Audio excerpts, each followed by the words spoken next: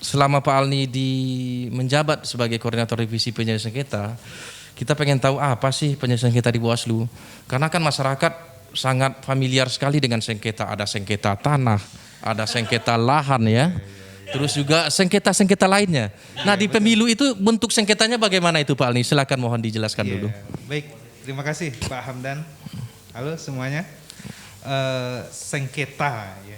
Jadi kalau kita berbicara sengketa itu Pak Hamdan memang itu tatarannya sangat luas.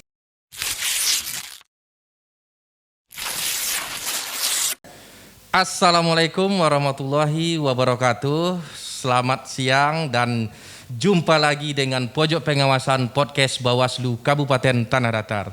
Baik penonton dan pendengar podcast Bawaslu Tanah Datar dimanapun berada, kali ini pada kesempatan yang berbahagia ini kami kedatangan tamu dari pimpinan Bawaslu Provinsi Sumatera Barat, yaitunya Bapak Alni SHMKN. Selamat datang Pak Alni.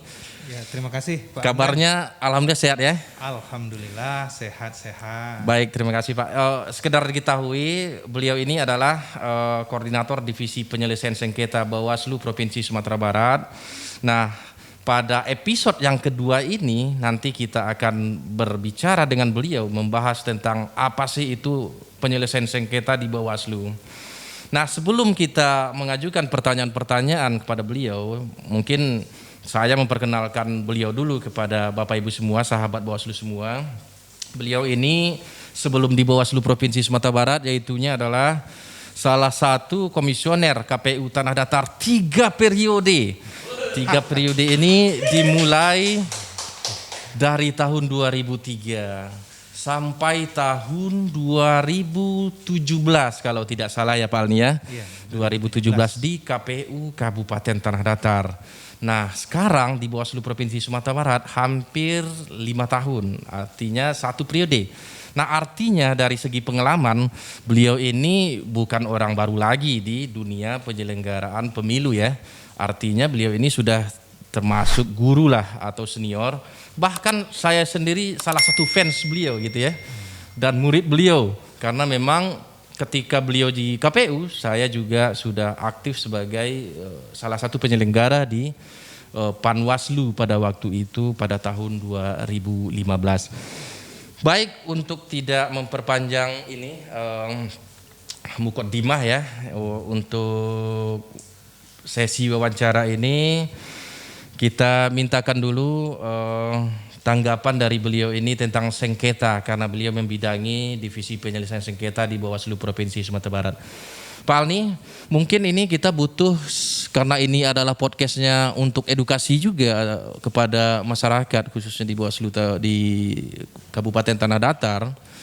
Kita tentu pengen tahu pada Pak Alni, kira-kira selama Pak Alni menjabat sebagai koordinator revisi penyelesaian sengketa, kita pengen tahu apa sih penyelesaian sengketa di Bawaslu.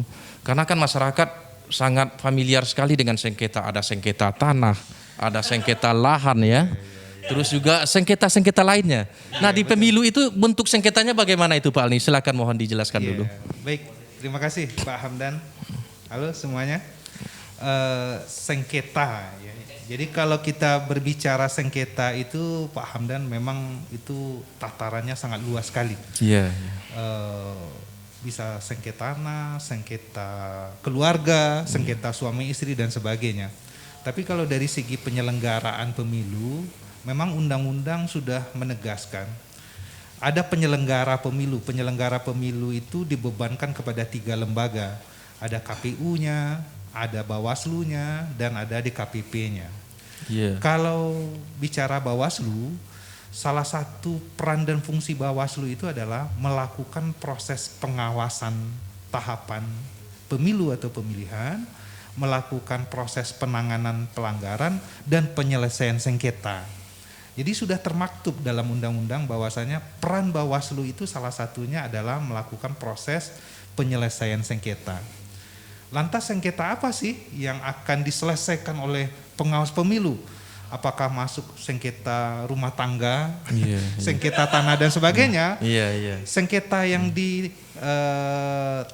atau digambarkan dalam undang-undang itu adalah sengketa yang diberi kewenangan kepada Bawaslu itu adalah sengketa antar peserta pemilu dengan penyelenggara dan sengketa antar sesama peserta pemilu. Nah, itu sengketa yang dibebankan kepada pengawas pemilu. Jadi apabila ada terjadi proses sengketa antar peserta pemilu dengan penyelenggara, maka Bawaslu yang berperan di sana, atau sengketa antar sesama peserta pemilu. Selanjutnya, konsep sengketa yang diatur ini sengketanya apa sebenarnya? Karena orang beranggapan kalau sengketa itu identik dengan masalah. Sengketa itu identik dengan perselisihan. Jadi yang namanya sengketa yang diselesaikan oleh pengawas pemilu itu adalah apabila ada peserta pemilu yang merasa dirugikan. Jadi konsepnya dirugikan. Baik oleh peserta pemilu maupun sesama peserta pemilu. Maka itu masuk kategori sengketa yang akan diselesaikan oleh pengawas pemilu. Nah, jadi sengketa itu maksudnya seperti itu, Pak Hamdan. Baik. Dan sengketa ini dinamakan dalam undang-undang itu adalah sengketa proses. Jadi sengketa proses ditangani oleh pengawas pemilu. Apa maksud sengketa proses itu? Sengketa dalam proses pelaksanaan pemilu. Jadi selama tahapan yang mana ada peserta pemilu yang merasa dirugikan. Dirugikan oleh siapa? Oleh penyelenggara atau oleh peserta pemilu lainnya. Nah, jadi konsepnya seperti itu, Pak. Baik, terima kasih Pak Alni. Jadi kita bisa mengerti tentang sengketa di pemilu ya, Bapak Ibu semua. Kalau untuk antar peserta dengan misalnya masyarakat dengan ini peserta kampanye itu juga nggak masuk kategori peserta ya Pak Alni ya? Iya, jadi yang masuk kategori peserta. Jadi undang-undang menegaskan, jadi yang dirugikan itu peserta ya. Peserta itu siapa? Peserta itu yang diatur adalah beberapa item yang masuk kategori peserta itu. Kalau dalam pemilihan yang namanya peserta itu adalah calon. Jadi calon yang akan maju sebagai peserta pemilihan itu masuk kategori peserta yang bisa mengajukan permohonan sengketa. Atau dia baru bakal calon, jadi dia sudah mendaftar ke KPU, tetapi KPU belum memutuskan dia layak atau tidak layak jadi peserta pemilu, tapi karena dia merasa dirugikan bisa. Jadi tidak bisa semua kalangan, Pak Hamdan. Tidak bisa masyarakat atau peserta kampanye. Peserta kampanye hadir, masyarakat hadir di sana karena merasa dirugikan, dia mengajukan permohonan sengketa, itu tidak bisa masuk kategori subjek hukum yang bisa mengajukan permohonan sengketa. Baik.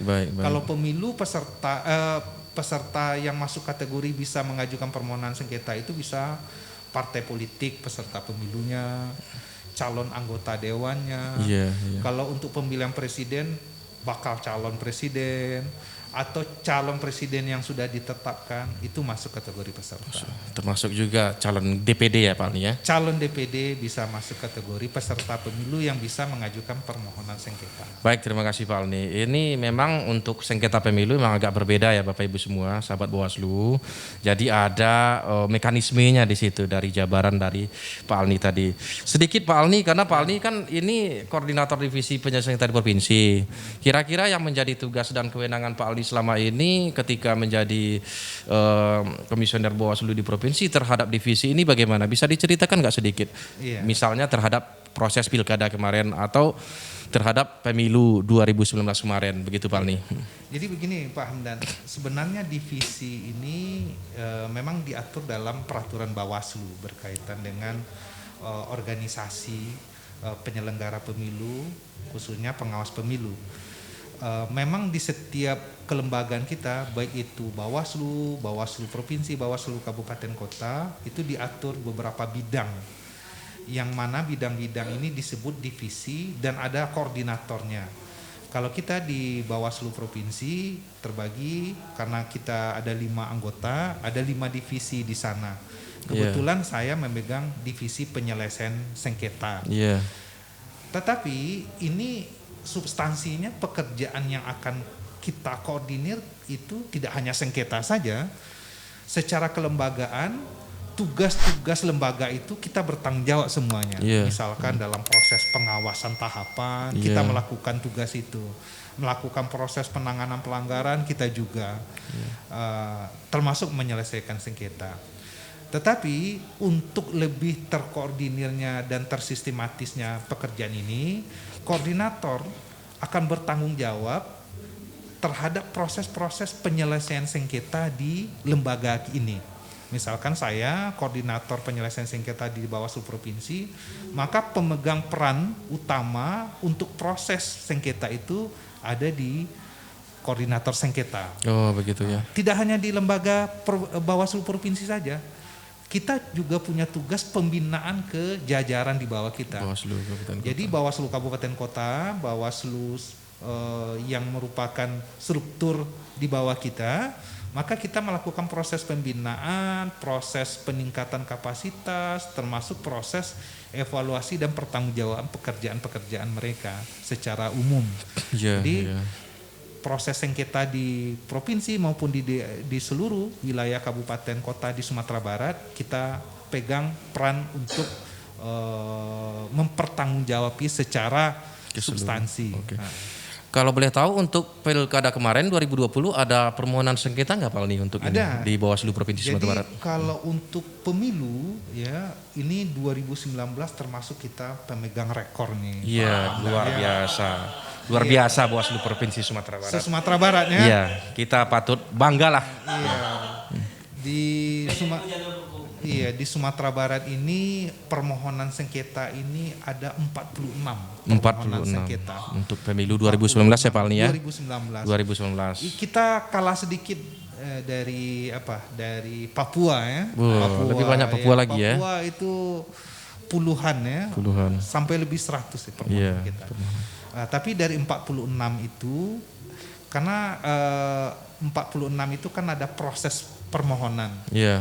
Yang kita registrasi itu tidak sampai 46, ada 44 permohonan diregistrasi, ada selesai di proses mediasi, ada selesai di proses adjudikasi, bahkan ada memang permohonan itu yang tidak memenuhi syarat formil material, dan ada juga permohonan itu dicabut.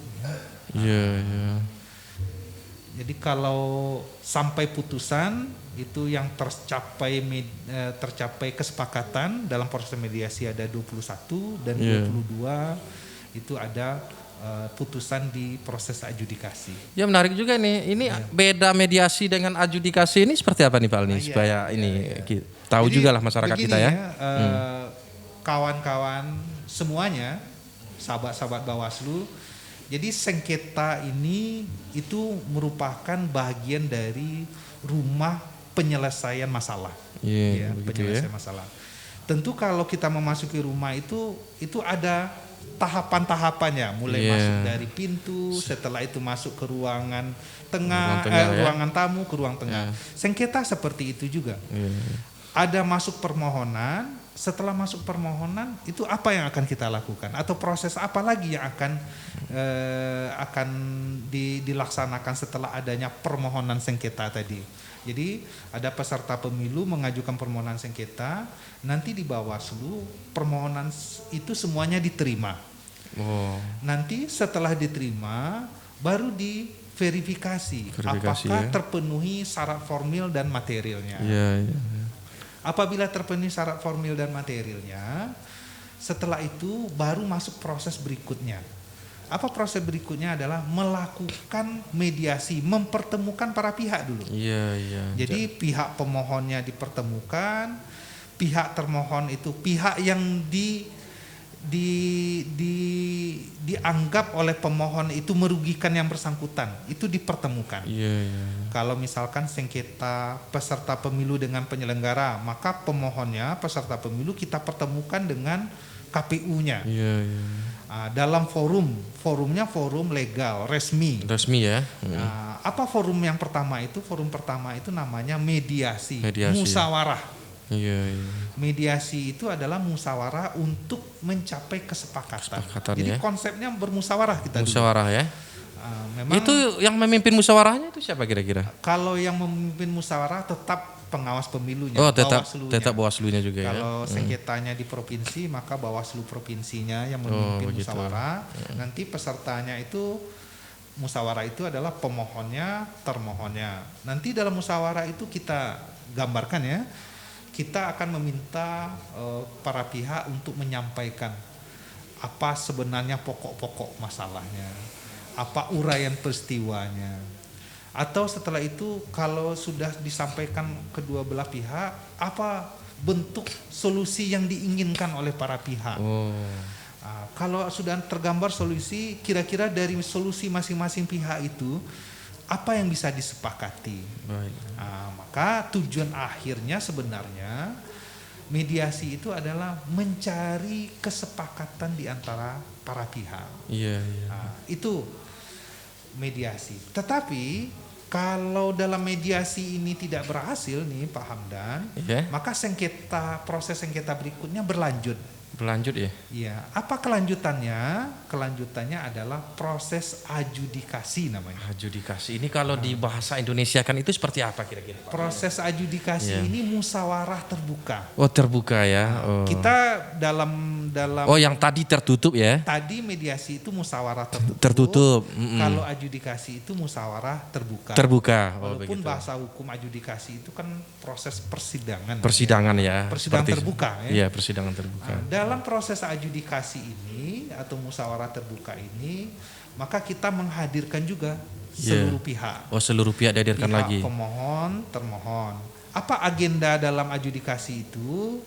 Agendanya adalah para pihak menyampaikan permohonannya. Oh, begitu. Nanti termohonnya KPU itu menyampaikan jawabannya. Setelah itu baru masuk pembuktian. Pembuktian dalam adjudikasi itu bisa menyampaikan bukti-bukti, baik itu bukti tertulis, saksi, ahli, atau bukti elektronik lainnya. Jadi pembuktian. Setelah itu baru kesimpulan, setelah itu terakhir adalah pembacaan putusan. Seperti itu, Hamdan. Ya, ini menarik juga ya, dari 40-an perkara tadi ya Pak Alni ya, untuk permohonan sengketa. Ternyata informasi dari Pak Alni itu ada 21 yang selesai di mediasi. Ini luar biasa sekali. Peran Bawaslu bisa menyampaikan atau sampai kesepakatan gitu ya. Ini peran Bawaslunya luar biasa. Bisa jadi nanti ini teman-teman sahabat podcast itu sudah mengetahui ternyata ini mediasi, ini adjudikasi.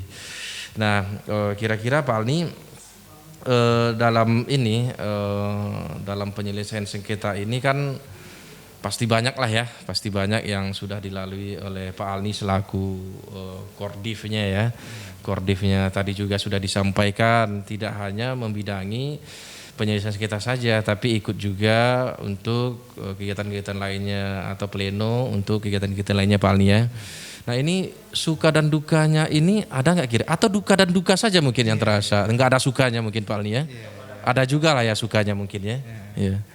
Jadi begini Pak Hamdan, kita kalau sebagai penyelenggara pemilu itu tentu dari awal sudah memastikan salah satu persyaratan jadi penyelenggara pemilu itu bisa bekerja sepenuhnya. Kita memang harus membaktikan umur kita, waktu kita untuk pekerjaan-pekerjaan ini. Dan setiap pekerjaan itu pasti ada dinamikanya. Dinamikanya tentu saja bisa senang, bisa susah. Walaupun penyelenggara itu kalau kita persentasekan itu persentase susahnya lebih tinggi daripada yang sukanya.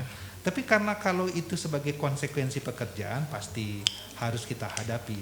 Tinggal kita membawakan diri kita, apakah kita bisa menerima seluruh resiko dalam dunia pekerjaan itu. Itu secara umum. Secara khusus begini Pak Hamdan, kalau kita bicara sengketa itu kan bicara berkaitan dengan penyelesaian masalah. Iya. Jadi sengketa ini bukan berarti orang melakukan pelanggaran, kita memberi penindakan kepada mereka. Bukan seperti itu. Begitu ya. Sengketa ini adalah sebuah perbuatan yang disengketakan itu adalah perbuatan yang dianggap merugikan. Iya, iya. Walaupun sebenarnya perbuatan itu tidak melanggar undang-undang, Iya, iya. tapi dianggap merugikan Iya. oleh peserta pemilu. Karena ini sebuah masalah yang perlu solusi, maka harus ada peran dari sebuah lembaga yang menjamin keadilan dari penyelesaian masalah itu. Iya, Maka hadirlah pengawas pemilu di sana. Karena pengawas pemilu itu selain memastikan seluruh aturan hukum itu berjalan sesuai dengan ketentuan yang ada, tetapi harus menjamin tegaknya keadilan di proses itu. Kalau prosesnya pemilu, tegaknya keadilan pemilu, tapi kalau prosesnya pemilihan, tegaknya keadilan dari pemilihan itu. Maka menyelesaikan masalah itu kita harus memakai konsep tujuan hukum itu adalah keadilan. Keadilan ya. Karena memang tujuan hukum itu kan ada keadilan, kemanfaatan dan kepastian. Iya. Kita bukannya tidak mengedepankan adanya azas kepastian hukum atau legalitas, itu tidak. Tetapi ada konsep keadilan yang diatur di sana, ya. Dan keadilan ini tentu saja berkaitan dengan kemanfaatan, ya. Iya.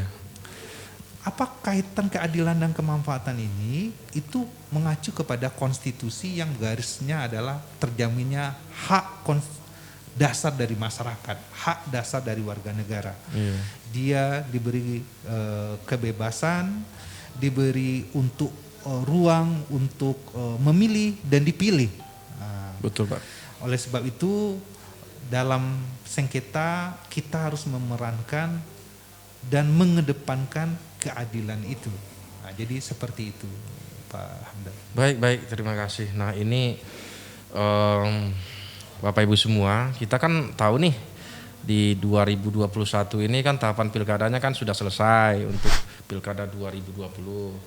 Nah kira-kira untuk di Bawaslu Provinsi Sumatera Barat sendiri Pak Alni, kita juga mau tahu di dalam masa non tahapan ini itu kegiatan apa saja yang telah dilakukan oleh Bawaslu Sumatera Barat ini, biar pendengar kita atau penonton kita juga mengetahui bahwasanya Bawaslu itu tetap berkegiatan loh, walaupun pilkadanya sudah selesai, walaupun pemilunya di 2024 tahapannya belum dimulai. Nah ini kita pengen tahu Pak Alni, kira-kira apa saja yang telah dilakukan oleh Bawaslu Sumatera Barat. Jadi sebenarnya kalau kegiatan ini banyak nih Pak Hamdan ya, yang dilakukan oleh Bawaslu dan seluruh jajaran-jajarannya, termasuk Bawaslu Provinsi dan Bawaslu Kabupaten Kota. Tapi kita garis saja di skop yang dua, yakninya pendidikan politik masyarakat dan peningkatan sumber daya manusia kita. Jadi begitu. Pembinaan ya, sama pendidikan. Jadi pendidikan politik masyarakat kita memang harus memastikan bahwasannya masyarakat itu memahami atau mengerti berkaitan dengan tujuan negara itu tidak hanya dalam tataran mencoblos atau tidak mencoblos saja, memilih atau tidak memilih saja. Harus ada pendidikan yang skopnya itu lebih luas, bahwasanya terjaminnya hak-hak dan kewajiban warga negara itu harus terlaksana. Jadi mereka mengerti hak-hak mereka, mereka pun harus mengerti kewajiban mereka. Jadi pendidikan politik kepada masyarakat. Banyak kegiatan pendidikan politik yang kita lakukan, atau pendidikan kewarganegaraan, atau pemahaman tentang demokrasi dan pemilu kepada masyarakat. Pak Alni, ini tadi kan sudah disampaikan nih kepada kita bahwasanya ada kegiatan pendidikan dalam bentuk sekolah sekolah kader pengawas, dan ada juga tadi pembinaan kepada jajaran seluruh di Bawaslu Kabupaten Kota yang ada di Sumatera Barat. Nah ini ada semacam korelasi nggak kegiatan tersebut untuk dengan persiapan menghadapi pemilu 2024 nanti? Iya, sudah pasti itu Pak Hamdan, ada korelasinya, karena kita ini membuat program jangka pendek dan jangka panjang. Untuk proses pendidikan politik ke masyarakat ini untuk menghadapi pemilu di 2024 pemilu dan pemilihan serentak ini. Karena memang masyarakat pun harus diberi pemahaman apa sebenarnya dari konsep pemilu itu? Pemilu itu tidak hanya sekedar dia datang ke TPS saja, tidak hanya sekedar dia diberikan surat suara saja, dan dia memilih mencoblos setelah itu selesai pekerjaan mereka, tidak hanya seperti itu. Ada pendidikan kepada masyarakat berkaitan dengan hak-hak dia sebagai warga negara. Apa kewajiban mereka sebagai warga negara, dan bagaimana penjaminan tegaknya demokrasi di negara ini. Itu tanggung jawab warga negara semuanya. Karena yang menciptakan suasana yang demokratis, suasana yang adil, meningkatnya kesejahteraan, tidak hanya dibebankan ke satu lembaga saja, tidak hanya dibebankan ke tokoh saja, tetapi warga negara secara komunal, secara bersama-sama bertanggung jawab mewujudkan itu. Maka pendidikan politik ini besar sekali pengaruhnya terhadap kesuksesan penyelenggaraan pemilu di 2024. Yang kedua, program lagi pembinaan, peningkatan SDM kita di Bawaslu Kabupaten Kota dan jajaran yang lain. Ini sangat penting sekali. Jadi yang mengajukan permohonan sengketa ini sebenarnya tidak hanya di Bawaslu Kabupaten Solo saja, tetapi ini ada terjadi permohonan sengketa di saat pemilihan serentak kemarin itu di beberapa daerah. Kami sendiri di Bawaslu Provinsi ada juga menerima permohonan sengketa. Setelah itu di Bawaslu Kota Bukit Tinggi juga ada permohonan sengketa. Dan memang di Kabupaten Solo ada juga. Tetapi yang sampai ke ranah Pengadilan Tinggi Tata Usaha Negara itu memang hanya di Bawaslu Kabupaten Solo. Kami gambarkan, Pak Hamdan, kenapa di Kabupaten Solo itu agak booming atau agak viral tersebar viral. Karena memang antara putusan di Bawaslu dengan putusan di Pengadilan Tinggi Tata Usaha Negara itu berbeda. Di Bawaslu permohonan sengketanya ditolak, sementara di PT Pengadilan Tinggi Tata Usaha Negara di Medan itu dikabulkan permohonannya. Kita bicaranya seperti ini, dari proses dulu. Permohonan sengketa itu memang dalam undang-undang ditegaskan, sengketa proses bisa dilakukan. Yang pertama-tama itu harus secara administrasinya di Bawaslu terlebih dahulu. Jadi kalau mau menyampaikan permohonan sengketa proses, maka penyampaiannya harus di pengawas pemilu. Undang-undang sudah menegaskan, tidak bisa langsung ke lembaga lain. Tidak bisa pengadilan negeri, pengadilan tata usaha negara atau yang lainnya. Harus ke pengawas pemilu. Setelah selesai proses administrasinya, proses penyelesaian sengketa di pengawas pemilu, apabila ada pihak yang merasa dirugikan atau tidak menerima terhadap putusan itu, maka dia bisa melakukan perlawanan hukum. Bisa melakukan proses berikutnya, yakninya dengan mengajukan permohonan ke Pengadilan Tinggi Tata Usaha Negara kalau pemilihan. Tapi kalau pemilu dia bisa mengajukan permohonannya yang tidak menerima putusan Bawaslu ini ke Pengadilan Tata Usaha Negara per provinsi. Tapi kalau pemilihan kepala daerah itu langsung ke Pengadilan Tinggi di Medan. Dalam kasus Kabupaten Solo, karena permohonannya ditolak oleh Bawaslu, maka pemohonnya pasangan calon yang tidak ditetapkan oleh KPU sebagai pasangan calon, dia mengajukan upaya hukum ke Pengadilan Tinggi Tata Usaha Negara di Medan. Di Medan karena dinilai formilnya telah terpenuhi, materialnya juga terpenuhi, karena sudah ada proses administrasinya di Bawaslu Kabupaten Solo, maka formil material terpenuhi dan dilakukan proses di Pengadilan Tinggi Tata Usaha Negara. kami tentu tidak bisa menilai, Iya. ya, tidak bisa memberi kredit atau tidak bisa bisa ikut serta, ikut campur dalam proses penilaian majelis di sana, karena ini kewenangan Pengadilan Tinggi Tata Usaha Negara. Tapi berdasarkan pertimbangan majelis yang mereka lakukan, permohonan itu dianggap diterima, dianggap secara legalitas formal itu dapat memberi keyakinan kepada majelis di sana bahwasanya ini perlu dikabulkan permohonannya. Oh begitu ya. Tapi tentu saja kita di pengawas pemilu, apapun putusan hukum, putusan pengadilan itu kita hormati dan kita terima dan laksanakan. Seperti itu. Baik. Ya, ini rigid sekali ya penjelasan dari Pak Alni. Jadi kita ini tidak hanya selesai di Bawaslu saja ternyata terhadap proses sengketa ini. Masih ada lembaga peradilan seandainya pemohon ataupun yang mengajukan permohonan petitumnya misalnya ditolak, ini ternyata masih ada lagi sepanjang itu diatur oleh undang-undang. Seperti itu ya Pak Alni ya. Yeah.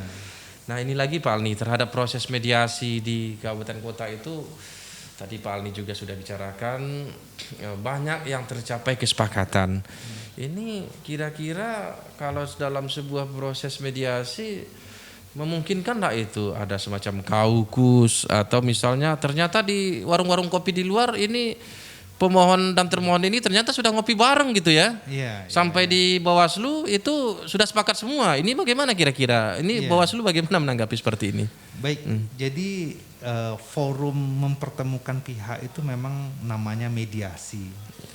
Yang menyelesaikan kalau dalam bahasa hukum proses penyelesaian sengketa itu mediator kan. Dalam teorinya memang seorang mediator itu orang yang memfasilitasi para pihak.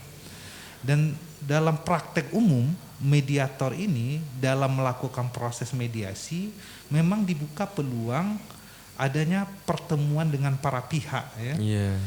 Kaukus ini.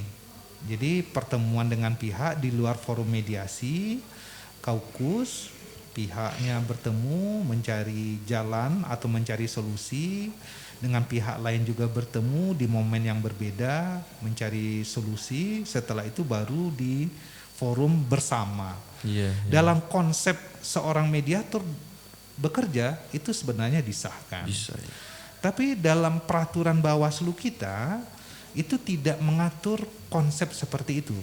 Karena penyelenggara pemilu itu harus mempunyai satu landasan hukum bekerja yang didasari dengan azas sebagai penyelenggara pemilu. Azas penyelenggara pemilu itu harus tercermin, dia harus mandiri, jujur, adil dan terbuka. Untuk kaukus itu kita tidak pakai konsep itu dalam proses penyelesaian sengketa dalam forum mediasi.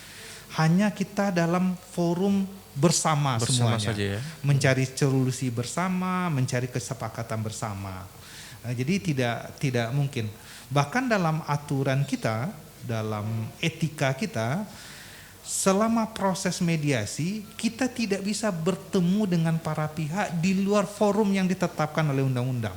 Termasuk pemohon dan termohonnya juga ya? Termasuk pemohon dan termohon ya, membicarakan hal ini, membicarakan sengketa itu. Forumnya tidak boleh di luar. Dan apabila hanya di forum itu. Hanya dalam forum resmi yang ditetapkan oleh peraturan. Oh, begitu ya. Di luar itu tidak boleh. Kalau ada temuan seperti itu justru kita bisa melakukan proses pelanggaran etika. Jadi, bisa ditindak lagi nantinya sama Bawaslu ya. Jadi insya Allah dalam proses mediasi itu akan terjamin profesionalisme penyelenggara pemilunya. Tapi kalau di luar itu misalkan ada pemohon sudah janji-janjian dengan termohonnya dan itu secara diam-diam tertutupi, itu kita tidak bisa memantau itu. Karena yang kita lakukan itu proses pengawasan tahapan ya. Kalau proses tadi itu tentu tidak bisa, karena kita bukan seorang spionase, bukan seorang mata-mata, Mata-mata ya. bukan Atau itu pekerjaan James kita. Bond lah ya. Bukan James Bond kita ya. Jadi tidak bisa, ranah kita tidak sampai ke sana. Iya. Memang tupoksinya nggak sampai ke situ Nggak mungkin ya sampai Pak Alni juga ya. ke sana. Jadi mantap. Jadi ini kadang-kadang dalam proses ini tahapan sengketa ini ya, ada sengketa ini misalnya ada saja nih Pak Alni ya masalah ya yang muncul, misalnya kalau kita flashback lagi seperti yang disampaikan Pak Alni tadi pada pemilu, kadang-kadang calegnya ini digeser nomor partai politiknya, ngajukan juga permohonan ke Bawaslu. Nah ini boleh nggak kira-kira seperti itu? Misalnya ribut-ribut di internal misalnya ternyata ngajukan permohonan juga, lapor juga ke Bawaslu. Ini apakah semua laporan ini harus diterima Bawaslu begitu? Atau yang tidak disangka-sangka diterima juga atau bagaimana ini Pak Alni? Jadi kita tentu harus memetakan sebenarnya yang bisa disengketakan itu proses yang apa, masalahnya masalah apa, dan bagaimana proses itu untuk sampai di pengawas pemilu.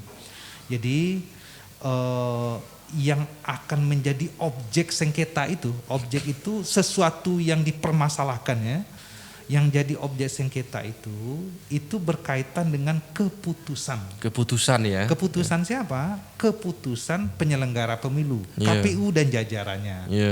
KPU provinsi, KPU kabupaten kota. Jadi objek yang bisa masuk ke ranah yang disengketakan itu adalah keputusan itu. Keputusan itu ya. Atau bahasa undang-undang kan keputusan, tapi bisa dalam peraturan kita itu lebih dirinci lagi, yang namanya keputusan itu berbentuk surat keputusan dan berita acara. Berita acara ya. Berita acara. Maka itu bisa masuk ranah objek dari sengketa. Apabila keputusan atau berita acara itu merugikan pasangan calon, merugikan partai politik, merugikan calon anggota dewan, baru itu bisa diajukan sebagai objek sengketa. Kalau pertanyaan Pak Hamdan tadi, misalkan ada caleg yang digeser-geser nomor urutnya, atau ada caleg yang awalnya mau diajukan, ternyata pas ada pendaftaran ke KPU namanya sudah tidak ada. Sudah hilang aja ya. Sudah menguap ya. Iya, sudah menguap. Apakah uapnya uap air atau uap apa? Iya, ini sering juga terjadi ya seperti karena ini. uang juga menguap juga dia kan.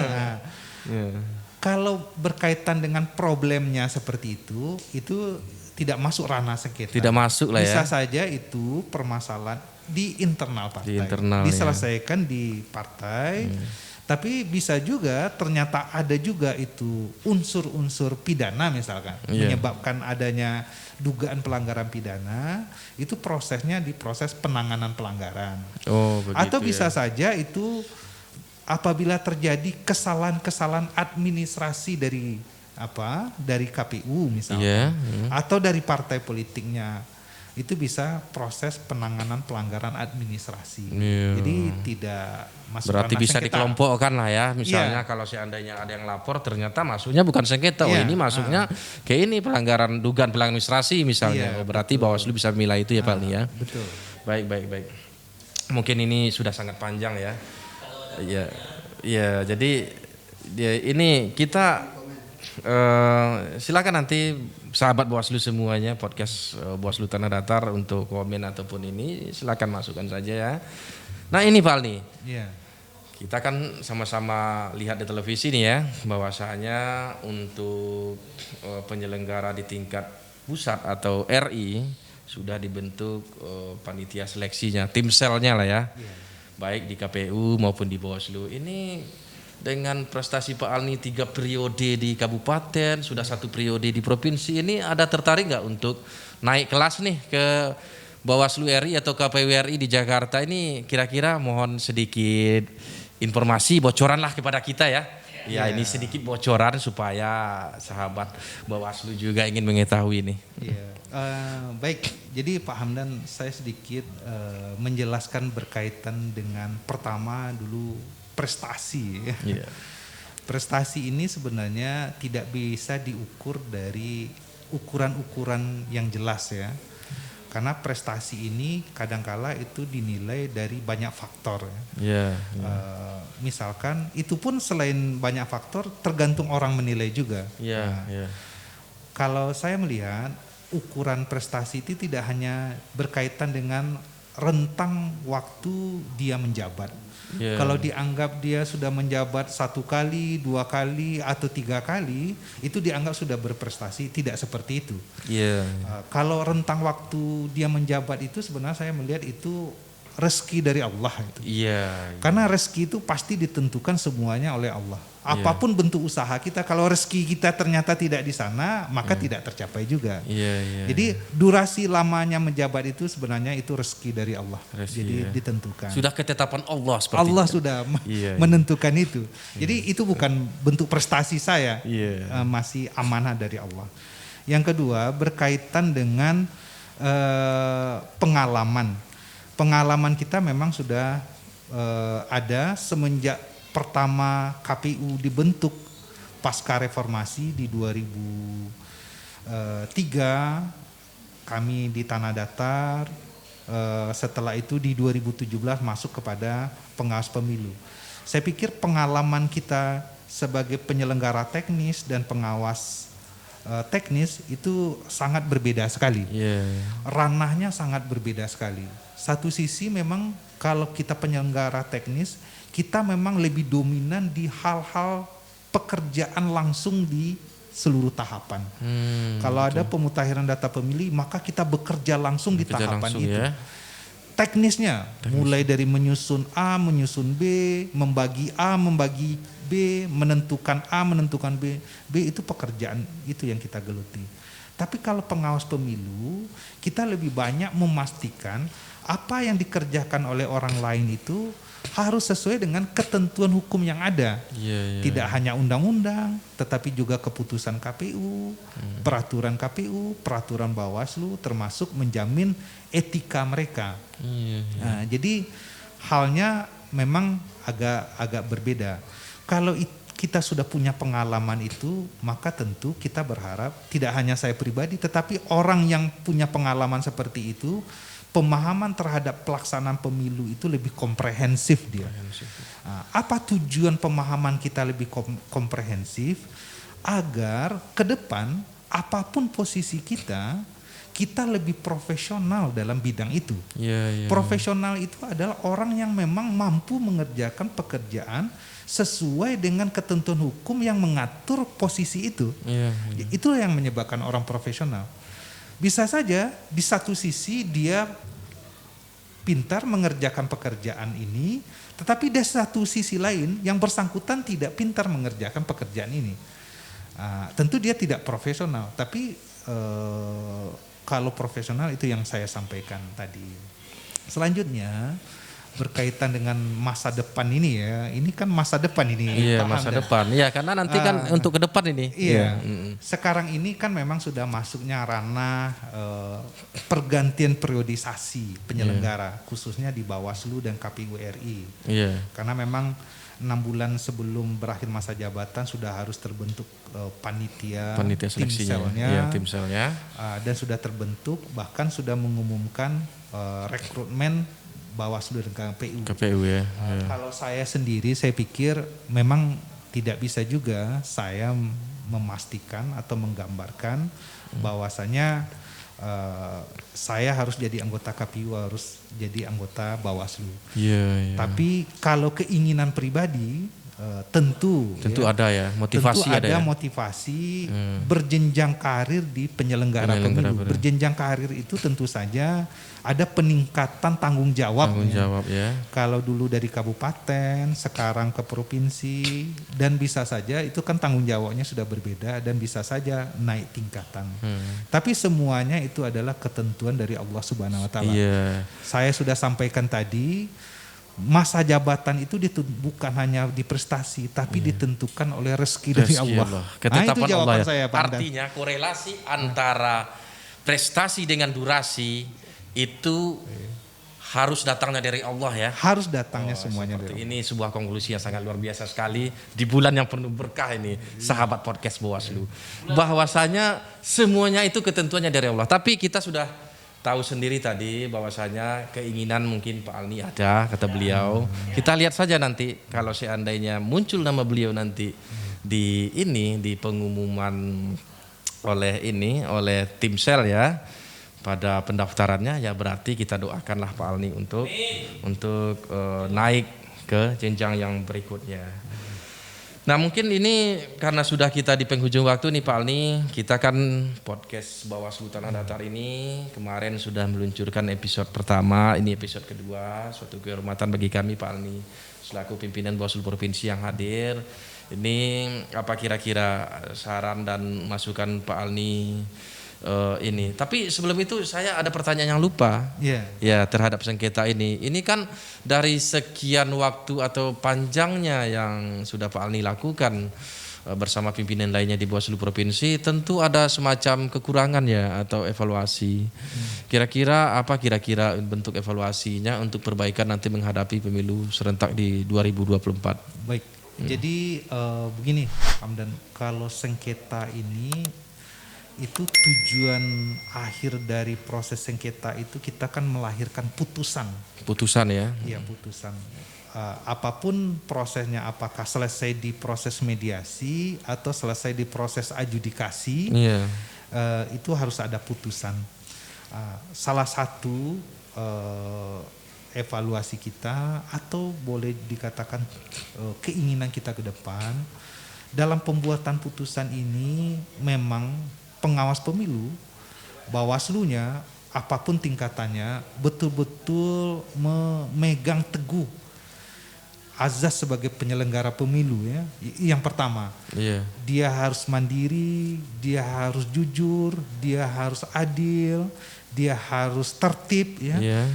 Terbuka, dia harus profesional, proporsional, dia harus efisien, efektif dan akuntabel ya. Konsep dia dalam memutus itu harus memperhatikan landasan hukum sebagai seorang penyelenggara pemilu. Itu harus diperhatikan. Harus ya. Ya, yang kedua, karena ini adalah putusan hukum ya Pak Hamdan. Putusan kepastian hukum lah ya. Harus ada kepastian di sana. Dalam membuat keputusan harus jelas juga tujuan kita itu ke arah mana. Tentu saja karena ini adalah putusan hukum, kita harus mengerti konsep tujuan hukum itu.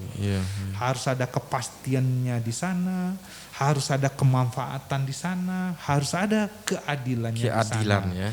Semua ini harus didukung oleh pemutus-pemutus yang betul-betul orang-orang yang adil di sana. Adil ya. Orang-orang yang profesional. Orang-orang yang memang kompeten di bidang itu. Jangan kita nanti lembaga kita mengeluarkan putusan-putusan yang dianggap oleh orang aneh. Aneh ini macam-macam. Aneh karena belum menemukan itu pernah terjadi, atau aneh karena itu tidak biasa dilakukan oleh orang. Kok pengawas pemilu memutuskan seperti ini? Aneh ini. Jangan aneh keluar dari kata-kata masyarakat. Kok aneh putusannya? Aneh tapi nyata ya. Aneh tapi nyata. Jadi kita berharap dalam proses sengketa ini ke depan, ini yang harus diperhatikan oleh pengawas pemilu, sehingga peserta pemilu yang menitipkan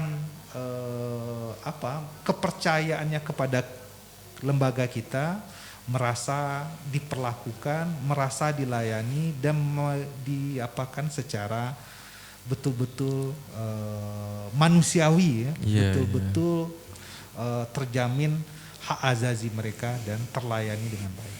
Mungkin seperti itu. Baik, terima kasih. Itu pertanyaan tadi yang sedikit saya lupa terhadap evaluasi ini ya, karena memang kalau tahapannya selesai ya pasti ada evaluasi, makanya saya tanyakan walaupun di penghujung podcast. Nah ini karena kita di penghujung Pak Alni, kira-kira karena kita podcast ini kan tidak hanya bisa didengar audio nih Pak Alni, tapi juga video. Mohon like and subscribe-nya. Bapak Ibu semua sahabat podcast Bawaslu Tanah Datar. Kira-kira ada pesan yang untuk dikhususkan sendiri untuk Podcastnya. perkembangan channel kita. Iya. Mudah-mudahan ini kan fungsinya juga edukasi nih Pak Alni. Iya, betul. Sehingga selama ini kita tidak bisa menjangkau masyarakat kita dengan ketemu langsung secara digital dengan gawai, dengan internet atau komputer ya. Ya bisa disaksikan lah dengan seperti ini, bisa melihat Pak Alni. Masyarakat Tanah Datar juga akan bangga. Wah, ini warga Tanah Datar ini sudah di provinsi, sebentar lagi kemungkinannya bisa saja di RI. Tentu semakin bangga. Ini ada pesan-pesan. Iya. Jadi begini Pak Hamdan, memang podcast ini sesuatu yang sedang booming sekarang ya. Iya, naik daun lah ya. Iya, naik daun. Jadi karena memang media efektif untuk penyampaian pesan oleh siapapun. Oleh sebab itu kita berharap podcast yang dikelola oleh Bawaslu Kabupaten Tanah Datar ini pertama tentu harus terlanjutkan terus ya. Harus ada kelanjutan informasinya. Yang kedua, harapan kita informasi yang diberikan di media ini tidak hanya masalah pengawasan saja, tidak hanya lembaga kita saja, tetapi secara umum bagaimana kita mendidik masyarakat dari kalangan apapun, kalangan pemilih formula, kalangan akademisi, kalangan praktisi, kalangan profesional. Karena itu materi-materi yang disampaikan dalam podcast itu kalau bisa lebih umum lagi, maksudnya lebih luas lagi. Contohnya berkaitan masalah demokrasi, masalah politik, masalah kepartaian, masalah partisipasi, masalah hal-hal yang ada kaitannya dengan mendidik masyarakat agar dia paham terhadap demokrasi ini, terhadap hak dia sebagai warga negara, terhadap kewajibannya sebagai warga negara. Jadi seperti itu. Baik, terima kasih Pak Alni. Luar biasa pembahasan kita dari tadi ya sampai akhir sesi ini tentang sengketa dan juga tentang membahas juga tentang Pak Alni sendiri tadi, bagaimana pengalaman beliau menjadi penyelenggara pemilu. Nah, untuk itu kami selaku host pada kesempatan kali ini mengucapkan mohon maaf kalau ada kesalahan. Kita tutup saja sesi kali ini bersama rakyat awasi pemilu, bersama Bawaslu tegakkan keadilan pemilu. Sampai ketemu di episode selanjutnya.